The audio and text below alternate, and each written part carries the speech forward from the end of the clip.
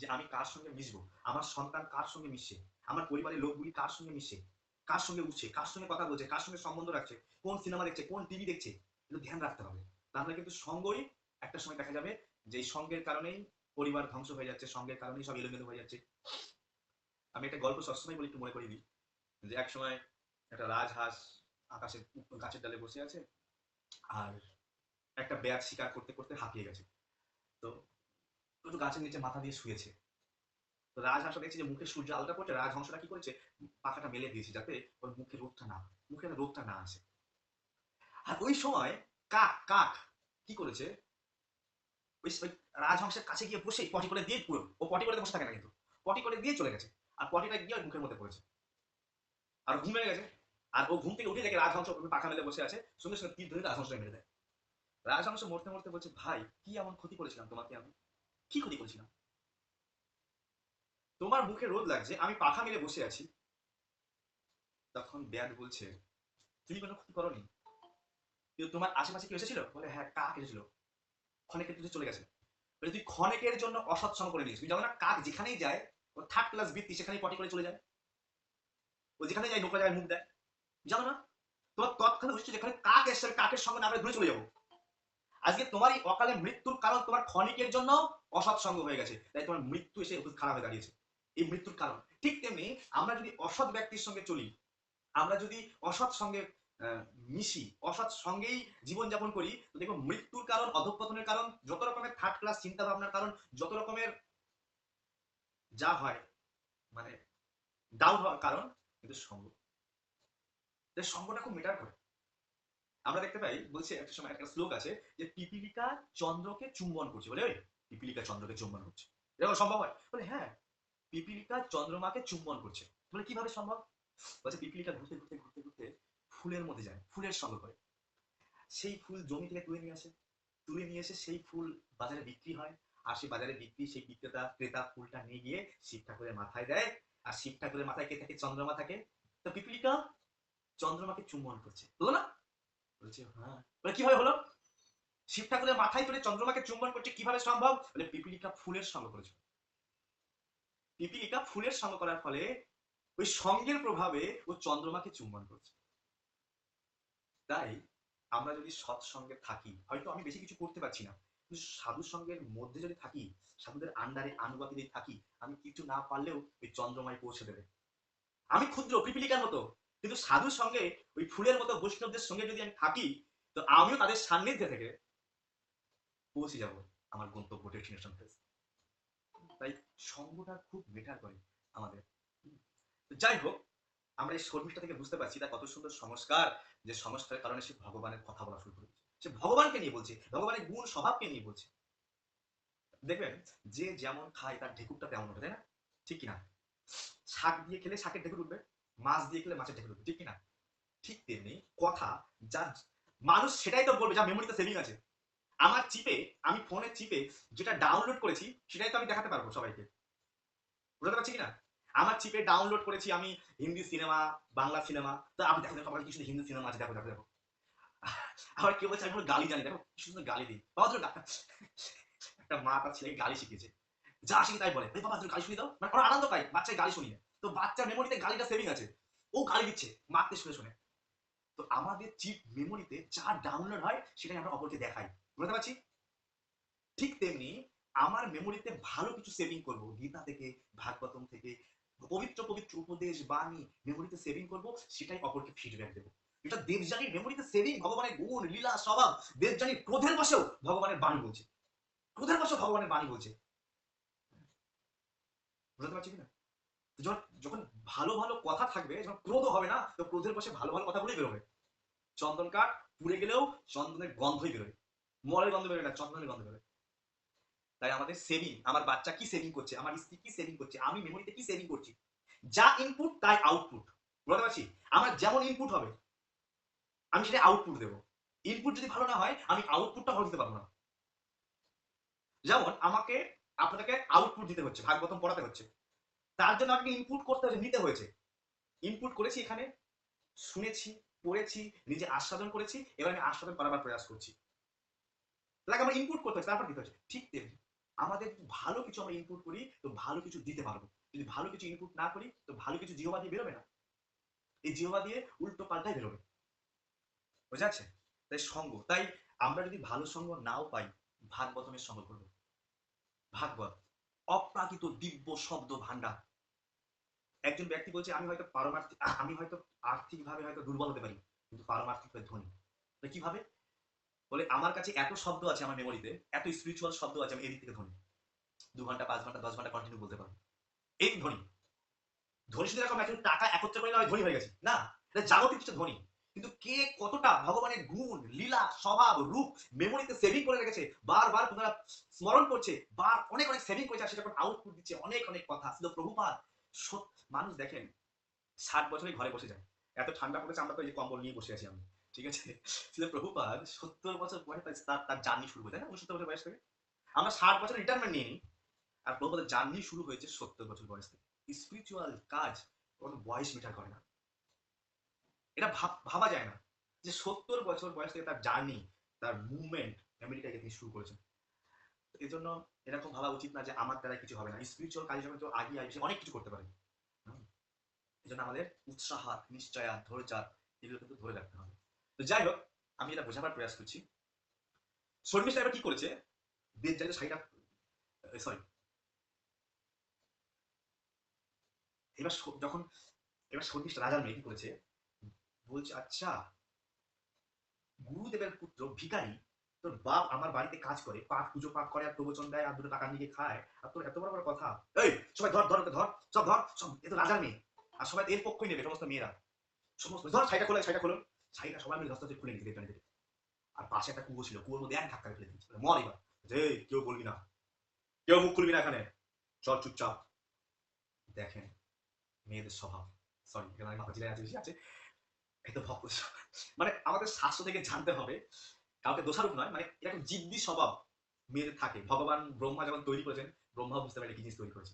আমাদের আমাদের আমাদের গৌরাঙ্গ প্রেম সাহেব মহারাজ বলে, দেখো আমাদের একটা এরকম আছে এই জায়গায়, এই উঠছে না পুরুষদের উঠছে না এই জায়গায়, কি বলে এটাকে, বলে মেয়েদের নেই, এটা যা খুশি বলতে পারে, এবার কটিটু বলতে পারে, দূরে থাকবে তোমরা সবাই। আমাদের গৌরাঙ্গ প্রেম সাহেব মহারাজ বারবার বলেন। তো পয়েন্ট অফ ভিউ, মেয়েরা এত জিদ্দি হয় না, এত জিদ্দি হয়, সে যখন জিদে আসে তখন তাকে কেউ মানাতে পারে না, না স্বামী না ভাই না পুত্র, কেউ মানাতে পারে না, এত জিদ্দি হয়ে যায়। আজকে ও এত জিদ্দি হয়েছে, সামান্য শাড়ি ভাই, তাই তো গুরু কন্যাকে মেরে ফেলার প্ল্যান, মরে যাক এখানে, কেউ বলবি না, মানে বুঝতে পারছো। একসময় চিত্রকেতু মহারাজের ছেলে হয় না, পুত্র হয় না, খুব শোক, বুড়ো বয়সে বেটা সাধু নারদ মুনির কৃপায় অঙ্গরাজের কৃপায় একটা পুত্র হয়েছে, হর্ষস্ব একটা পুত্র হয়েছে। সমস্ত রানী বলছে আচ্ছা, যে রানীর ছেলে হয়েছে রাজা ওই ঘরেই বেশি যায়, ওই ঘরেই থাকে, আমাদের তো দিকে আসছেই না আমাদের ঘরে, এক কাজ কর, প্ল্যান করো, কি প্ল্যান, বলে বাচ্চাটাকে মেরে দাও। এ হচ্ছে বুঝেছেন, বাচ্চাটাকে মেরেও দিল, বিষ খাবি, মেরে দিয়ে বলছে কেউ বলবি না। তার কত হয় জানেন, 60 লাখ স্ত্রী, 60 লাখ স্ত্রী, এত স্ত্রী, কিন্তু একটা স্ত্রীও মুখ খোলেনি, একটা স্ত্রীও মুখ খোলেনি। এখানে দেবযানীকে প্রাণে মারার জন্য বলে কেউ মুখ খুলবি না, ওখানে পচে মরে যাক, ওকে খেয়ে নিক, সাপে কুকুরে বিড়ালে খেয়ে নিক কুয়োর মধ্যে। আমার একটা কথা মনে পড়ে যাচ্ছে, যখন পুরুরবা মহারাজ, হা উর্বশী, আই লাভ ইউ, আমি তোমাকে অনেক ভালোবাসি, আমাকে ছেড়ে চলে যেও না, উর্বশী আমি তোমাকে অনেক ভালোবাসি, পাগল হয়ে গেছে। রাজা ছুটছে ছুটছে, তার ধ্যানই নেই, স্ত্রীর জন্য সে ছুটছে, কান্না করছে, তুমি চলে যেও না, চলে যেও না বলে। সে এরকম বছরের পর বছর রাজকাজ বন্ধ করে সারা রাজ্যে ঘুরে বেড়াচ্ছে, উর্বশী ঘুরে বেড়াচ্ছে। উর্বশী তো স্বর্গের অপ্সরা। একটা সময় 1 বছর পরে উর্বশীর সঙ্গে দেখা হয়েছে, বলছে রাজন, দেখো এটা একটা স্ত্রী বলছে, জানো না মেয়েদের সঙ্গে বন্ধুত্ব করতে নেই, এক স্ত্রী বলছে, জানো না মেয়েদের সঙ্গে বন্ধুত্ব করতে নেই, রাজন মেয়েদের বাইরেটা নরম, ভিতরটা খুঁড়ের মতো। এক স্ত্রী বলছে, এরকম বলতে পারবেন না আপনারা, পুরুষরা এরকমই বলে, শাস্ত্র আমাদের নয় বলছে না, মেয়ে বলছে এরকম, বলছে তারা তাদের স্বার্থের জন্য তার নিজের ভাইকেও মারতে পারে। ওই অপশন বলছে নিজের স্বার্থের জন্য নিজের ভাইকেও মারতে পারে, নিজের স্বার্থের জন্য স্বামীকেও মারতে পারে। আমরা দেখছি না আজকাল টিভিতে, স্বামীকে মেরে কেটে কেটে কেটে ব্যাগের মধ্যে ভরে ফ্রিজে রেখে দিচ্ছে। নিজের স্বার্থের জন্য পিতাকেও মারতে পারে। রাজন স্ত্রী লোকের সঙ্গে বন্ধুত্ব করতে নেই।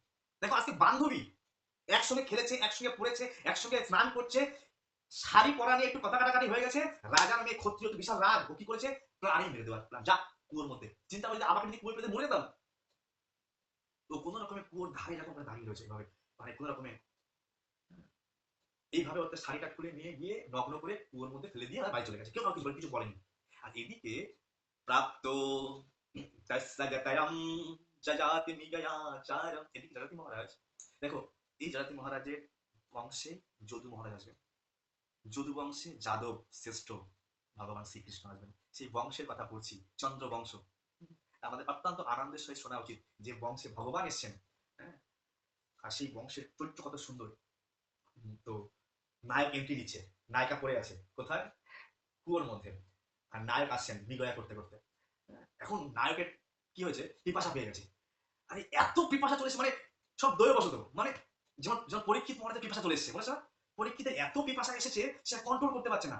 আর কন্ট্রোল করতে না পেরে সে কি করেছে, আরে জলম দেহি, জলম দেহি, আরে ও সাধু জলম দেহি, সাধু চোখ খুলছে না, আর পিপাসায় বুক পেটে যাচ্ছে।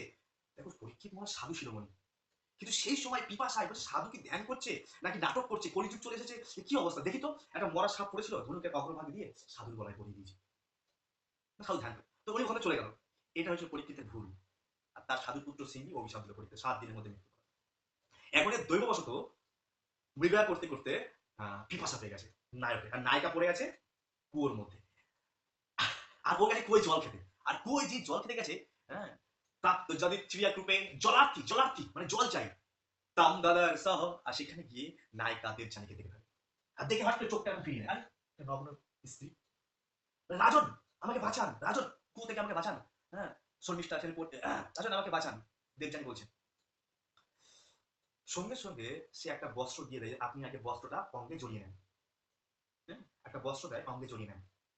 এবার দেখো স্ত্রীকে দেখবে না, না, নবন স্ত্রীকে দেখবে, মানে তখনকার রাজারা এত চরিত্রবান হতো না, এত চরিত্রবান হতো। উম, যেমন প্রভু রামচন্দ্র, হুম, প্রভু রামচন্দ্র যখন পুষ্প বাটিকায় গেলেন, আহ, মা সীতা দেবী পুষ্প বাটিকায় বলছে যাও, জানকীর মা, কি নাম ছিল জানকীর মায়ের নাম, মা সীতা মায়ের কি নাম ছিল, সীতা দেবী মায়ের নাম কি ছিল, কেমন নেই, যাই হোক, সীতা দেবীর মা বলছে শীতে তুমি যাও গিরিজা পুজোর জন্য, তুমি পুষ্প চয়ন করে নিয়ে আসো। আর পুষ্প বাটিকায় মা সীতা দেবী পুষ্প বাটিকায় গেছে পুষ্প চয়ন করতে। আর এদিকে ভগবান রামচন্দ্র মর্যাদা পুরুষোত্তম ভগবান, আর প্রভু লক্ষ্মণ আছে পুষ্প বাটিকায়।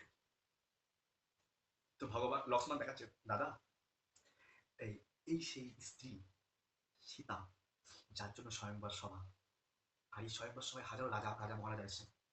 প্রভু রামচন্দ্র সীতাকে দেখে আর চোখ ফেরাতেই পারছেন না, চোখ ফেরাতেই পারছেন না। যিনি ইন্দ্রিয় সংযমের প্রতিমূর্তি, স্বয়ং সাক্ষাৎ পরমেশ্বর ভগবান, যার বিন্দু মাত্র কাম ভাব যার হৃদয়ের মধ্যে নেই। হ্যাঁ, তিনি সাক্ষাৎ সরই সজ্জন, যাকে দেখে কন্দর্প কোটি কামনীয়, যাকে দেখে স্বয়ং কামদেব পর্যন্ত মূর্ছা, যাকে দর্শন করে মূর্ছা খেয়ে যায়। আর সেই ভগবান মা সীতার দেখে চোখ ফেরাতে পারছে না, বলছে লক্ষ্মণ আজ আমার কি হলো, আমার আজ পর্যন্ত রঘুবংশে কোনো পর স্ত্রীর প্রতি নজর যায় না, কোনো পুরুষের আমাদের বংশে কোনো রেকর্ড নেই যে কোনো পর স্ত্রীর প্রতি নজর যাবে।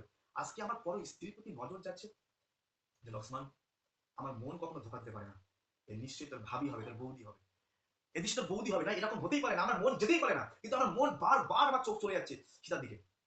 তার মানে আমরা এই প্রসঙ্গ থেকে জানতে পারি, এই প্রসঙ্গ থেকে জানতে পারি যে তখনকার রাজা মহারাজা এত পবিত্র, মানে মনের প্রতি এত বিশ্বাস, বলছে আমার মন যেতেই পারে না পরের স্ত্রীর প্রতি। প্রভু রামচন্দ্র যেমন দুষ্মন্ত রাজা শকুন্তলা, শকুন্তলা বিশ্বামিত্র মণি ছিল, একটা মনীষী আশ্রমে যায়। আর যখন শকুন্তলার সঙ্গে যখন দুষ্মন্ত রাজার প্রথম সাক্ষাৎকার হয়, তো দুষ্মন্ত রাজা বলছে ব্রাহ্মণ কন্যা, বলছে ব্রাহ্মণের কন্যা, বলছে না ব্রাহ্মণ কন্যা হলে মন আমার যেতেই পারে না, ব্রাহ্মণ কন্যা হলে মন আমার যেতেই পারে না, আমার মনের প্রতি দৃঢ় বিশ্বাস আপনি নিশ্চয়ই কোনো ক্ষত্রিয় কন্যা। আর সত্যি তো ক্ষত্রিয় কন্যা, ও বিশ্বামিত্রের মণি ছিল শকুন্তলা, হ্যাঁ সত্যি ক্ষত্রিয় কন্যা, বলছে ব্রাহ্মণ কন্যা হলে আমার মন যেতই না। তো আগেকার যারা রাজা মহারাজা হয়ে গেছে, এই দুঃসন্ত রাজা, হ্যাঁ, মানে এই সমস্ত হিস্ট্রি থেকে আমরা বুঝতে পারি তারা এতটাই পবিত্র ছিল রাজারা। কিন্তু আজ কোথায় কোথায় পবিত্রতা, কোথায় ঠিকানা, কিছুই কোনো ঠিকানা নেই। যাই হোক, আমার এই সমস্ত পবিত্র কথা শুনে আমরা পবিত্র হতে পারবো। তো আজ দেবযানীকে দেখা মাত্রই তাকে সঙ্গে সঙ্গে বস্ত্র দিতে, বস্ত্র ঢেকে নেন শরীর, আর তিনি আর তাকাচ্ছেন না ওদিকে। এবার তারপর উত্তরই দিয়ে দিয়েছেন, উত্তরই দিয়ে তাকে দেবযানীকে টেনে তুলছেন। টেনে তুলতে গিয়ে লাস্ট উঠার সময় ডান হাত নায়ক আর ডান হাত নায়িকা দেবযানী দুজনের হাত ধরে টেনে তুলে হবে। আর যখনই টেনে তুলেছেন, তাম্বীর মাহো সনসি প্রেম নির্ভরায়া গিরা।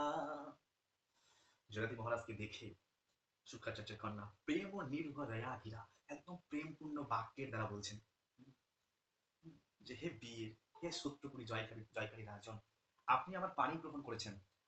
হ্যাঁ, আমাকে এবার পত্নীত্ব স্বীকার করো। আমি আপনার পত্নী। আমাকে যেন অন্য কেউ স্পর্শ না করে, কারণ আমাদের এই পতি পত্নী এটা দৈবকৃত, এটা কোনো মানুষ্যকৃত না।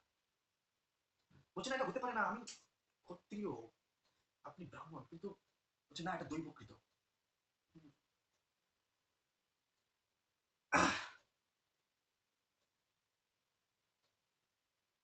তো দেবযানী বলছে দেখো, দেখো কটা বাজে বলবো, একটু বলবো।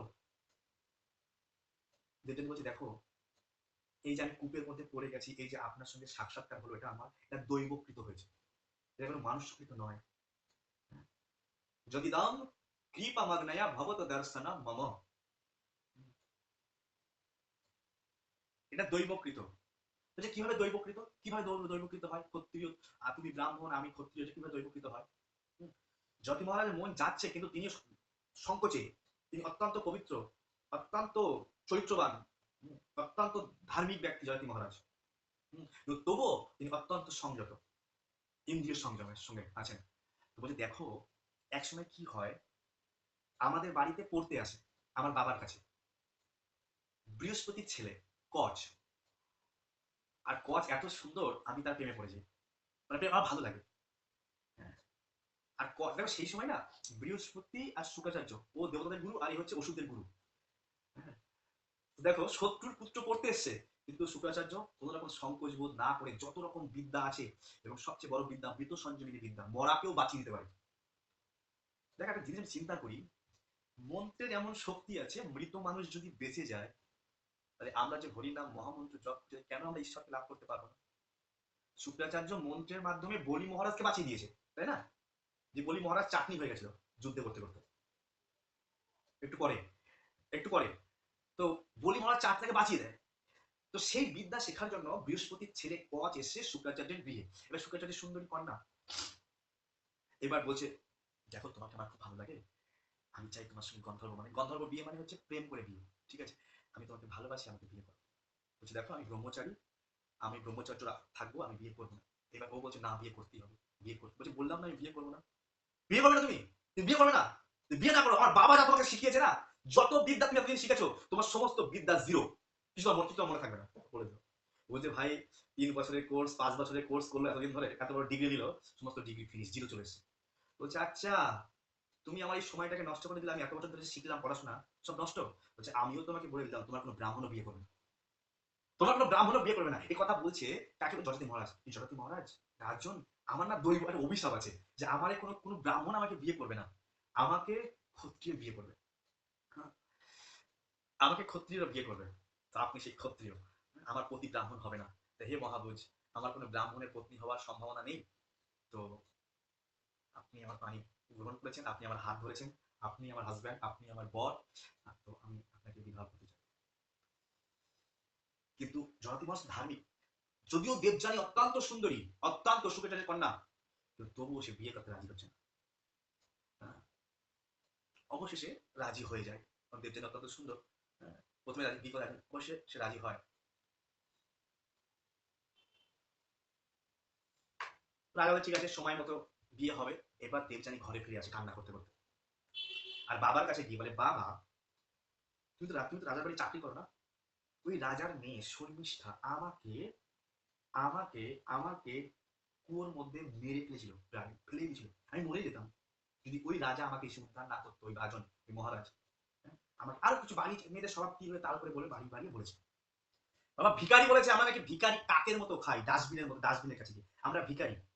হ্যাঁ, আর এই কথা শুনে বলছে, মেয়ে কান্না করছে এরকম ভাবে, ভিখারি বলছে কি আমরা সত্যি ভিক্ষাবৃত্তি করি, আমি আজ আর থাকবোই না, আমরা পুজো পাঠ করি, পাঠ প্রবচন করি, আমাদেরকে ভিখারি বলেছে, তো টাকা দিয়ে কিনে নিয়েছে, আমি থাকবোই না। তো দেবযানীর কথা শুনে শুক্রাচার্যের কষ্ট হয়ে গেছে।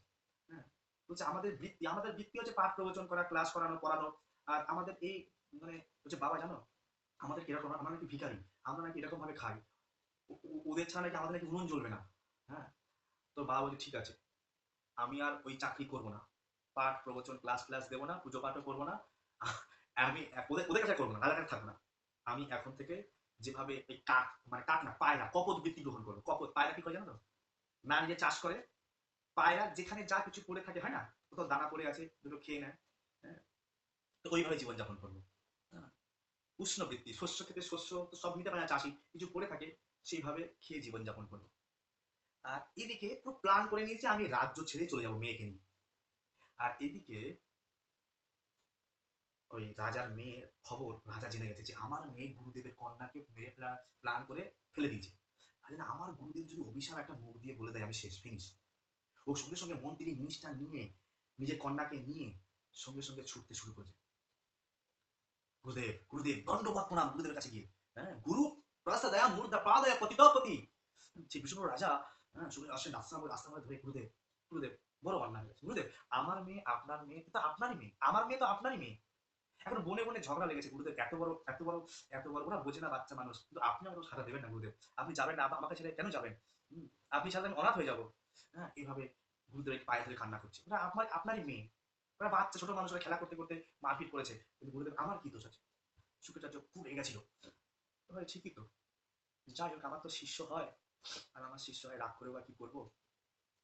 যেরকম শুক্রাচার্য ক্রোধ হয়েছিল, আবার ক্রোধ ঠান্ডা হয়ে গেছে, এইভাবে পায়ের মধ্যে এসে পড়ছে, চরণে পড়ছে। এ হচ্ছে সাধু, দেখো এরকম না, সাধু হীনবীর্য, তার রক্ত রাগ নেই, তার রাগ আছে, কিন্তু ক্রোধ যেরকম হয় আবার ক্ষণেকের মধ্যে ক্রোধ কমে যায়। সূর্য ক্রোধ হয়েছিল বিশাল, কিন্তু ক্ষণের মধ্যে ক্রোধ কমে গেছে। এরকম না আমাদের ক্রোধ থাকবে না, ক্রোধ থাকবে কিন্তু ক্ষণেকের মধ্যে ভুলে যেতে হবে। হয় না, গুরুদেব শিষ্যকে ডাক দিচ্ছে, বকা দিচ্ছে, আর কিছুক্ষণের মধ্যে ভুলে যায়, আবার সব একসঙ্গে হা হা করে হাসছে, পাঠ প্রবচন কীর্তন ক্লাস।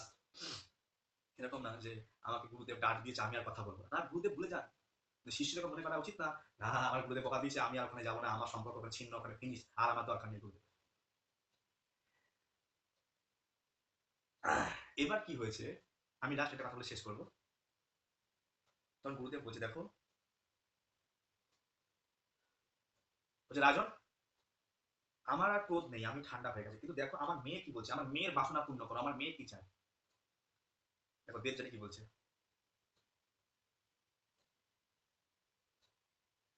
শুক্রাচার্য বলছে দেখো আমি তো বাবা হই, আমি তো আমার মেয়েকে ত্যাগ করতে পারি না, তো আমার মেয়ে কি চাই দেখো। মেয়ে বলছে বাবা আমি তো ওই রাজাকে বিয়ে করব, কিন্তু এই রাজার মেয়ে, কি নাম রাজার মেয়ের নাম, কি নাম বললাম, রাজার মেয়ের নাম কি, শর্মিষ্ঠা। এই শর্মিষ্ঠা আমার দাসী হয়ে যাবে, পানিশমেন্ট, ও তো আমাকে মেরেই ফেলে দিয়েছিল, আমি তো মরেই যেতাম কেউ না আসলে, কিন্তু হ্যাঁ আমি তো রাজাকে বিয়ে বিয়ে করব, আর এই শর্মিষ্ঠা আমার দাসী হয়ে যাবে। হ্যাঁ, বাবা এ শুধু দাসী হয়ে যাবে তাই না, কানে কানে বলছে বাবা এ রাজাকে বিয়ে করবে, কিন্তু তোমার জামাইকে বলে দেবে যে তোমার জামাই যেন কখনো এই বিছানায় না যায়, এটাই ওর পানিশমেন্ট। দেখো মেয়ে মানুষের কত রকম ক্রিটিক্যাল বুদ্ধি, বলছে তোমার জামাইকে বলে দেবে যত বিছানায় না যায়, এটাই ওর সাজা, ওকে বিয়ে করবে, ও আমার দাসী হয়ে যাবে, আমার কাজ করবে, আমার ঘরের কাজ করবে, পা টিপবে, সমস্ত সবকিছু, আমার বাসন ধোবে, বাসন মাজবে, আমার দাসী হয়ে যাবে, কিন্তু কখনোই না তোমার জামাইকে সাবধান করে দেবে যত বিছানায় না যায়। তো এইভাবে আমরা এরপর থেকে শুনবো যে পরের এপিসোড কি আসে, ঠিক আছে, আমরা এই পর্যন্ত শুনলাম। হ্যাঁ আর এতে ঠিক আছে আমার মেয়ে তাই যাবে, দাসী হয়ে যাবে, গুরুদেব আপনি শান্ত হন, আপনি যাবেন না, আপনি চলে গেলে আমরা কি নিয়ে থাকবো, আপনি আমাদের বল, আমরা কি নিয়ে থাকবো, আপনি যাবেন না, আপনি থাকুন। এইভাবে রাজা তার মেয়েকে দাসী করেই পাঠাবে দেবযানীর। তারপরে দেখবো গৃহস্থ লীলা শুরু হবে জয়তী মহারাজের গৃহের মধ্যে, এরপরে কি হয় আমরা পরে দেখবো। আপনারা সবাই জানেন, যারা জানেন না শুনতে থাকুন প্রতিদিন ভগবানের কথা, চন্দ্রবংশের কথা, এবং পরম পবিত্র রাজা কিভাবে স্ত্রীর প্রতি আসক্ত হবে, কিভাবে স্ত্রী তাকে ছেড়ে চলে যাবে, এবং কিভাবে স্ত্রীর জন্য সে কান্না করবে এবং তাকে পানিশমেন্ট দেওয়া হবে, স্ত্রী সংসার করবো না, চললাম ডিভোর্স, থাকবো না আমি তোমার সংসারে, হ্যাঁ তোমার সংসার আমি করবো না। তো সেগুলো আমরা কালকে শুনবো কি সিচুয়েশন তৈরি হয়, এবং ধীরে ধীরে কিভাবে আমাদের জয়তী মহারাজের বৈরাগ্য আসে, এবং ধীরে ধীরে ভগবানের প্রেমী হয়, এবং অবশেষে ভগবানকে লাভ করবে, এবং তার জীবনে কি রিয়েলাইজেশন এই সংসার সম্বন্ধে। দেখো আমরা কতটুকু আর ভোগ করতে পারি, কতটুকু বা আমরা বিষয়, এই সমস্ত রাজা তাদের কাছে ভোগের কোনো অভাব নেই।